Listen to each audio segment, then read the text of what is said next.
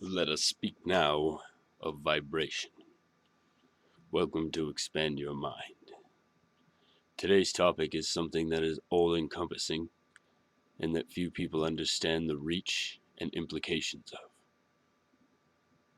Yet it is something so simple, in our daily lives we take it for granted.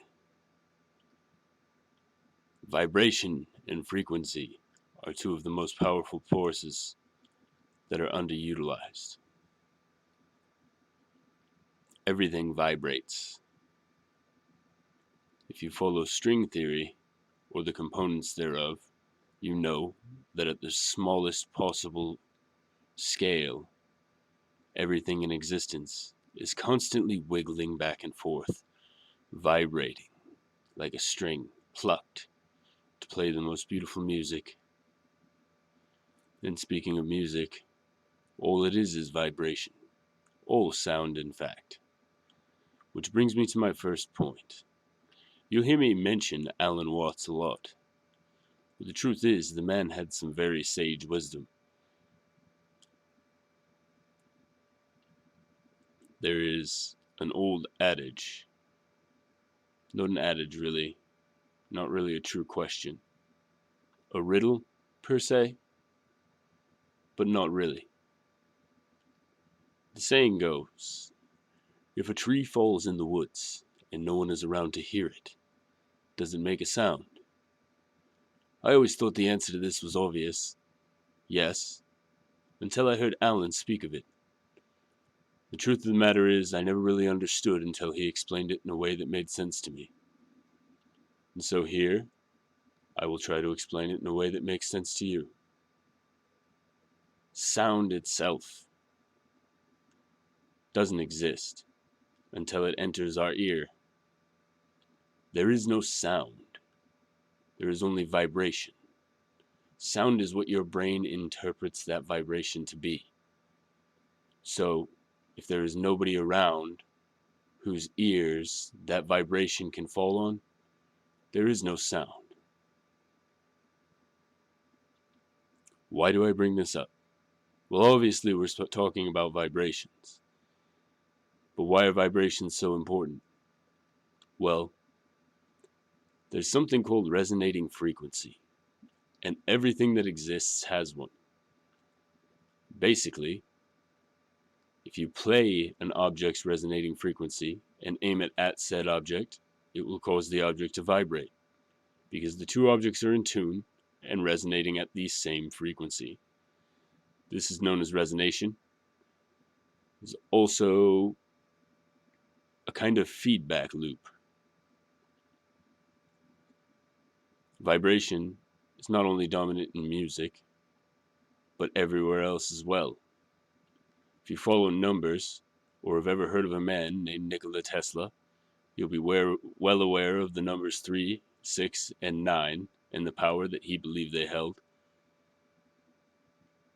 These numbers have some strange properties mathematically, and I won't get into all of them in this video, since it's a little bit off topic. As I said, everything vibrates. Your cells, your very existence, is vibrating as we speak. The universe has a hum, a rhythm. Vibration pertains to life itself. Think about it. If you have a long string on a musical instrument and you pluck it, it will swing back and forth, slowly slowing down as the sound decays until it finally comes to a dead stop. The sound that is emitted by the vibration of the string could fall upon many ears, mingle with many other sounds, but they too are vibrations of their own.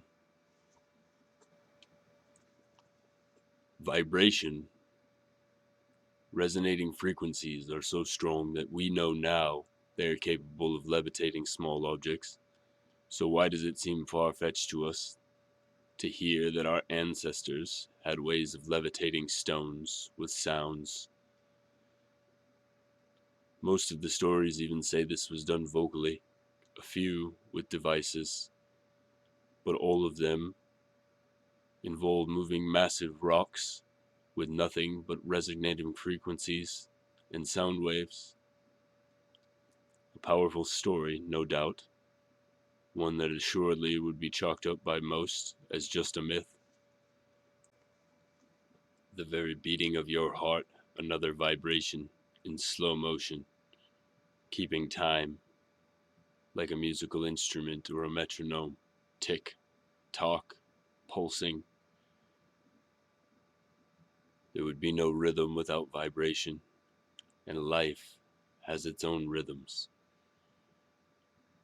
Could be said your daily routine is a vibration, constant back and forth.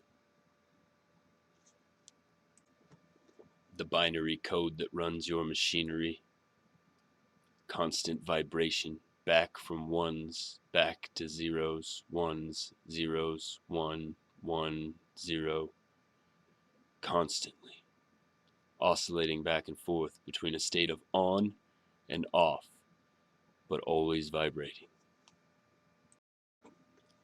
And most importantly, perhaps, because we will eventually touch on simulation theory, there is the fact that light is a wave.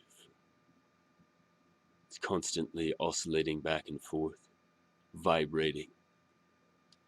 The interesting thing about this is, it's been proven that light doesn't appear until you look at it. Until you perceive it with the eye, light is in all places at once that it can possibly touch. But the moment you look, it is nailed down to a specific point in reality, and therefore you see. Let's take the example of a video game. When you're in a video game world, the camera is mounted to your character and meant to perceive what is ahead of the character for a certain distance. If you were to turn around, it seems that there are objects there, and they have been there the whole time. But in reality, it would be a waste of space and memory for the computer to attempt to render the things that you're not looking at. So for all intents and purposes, they exist only in memory. Only when you turn to look at them does the computer decide to render them for your view. There are several reasons for this, mainly, as I mentioned earlier, to save memory and space. But the question is, why do they find the same thing happens in real life with light?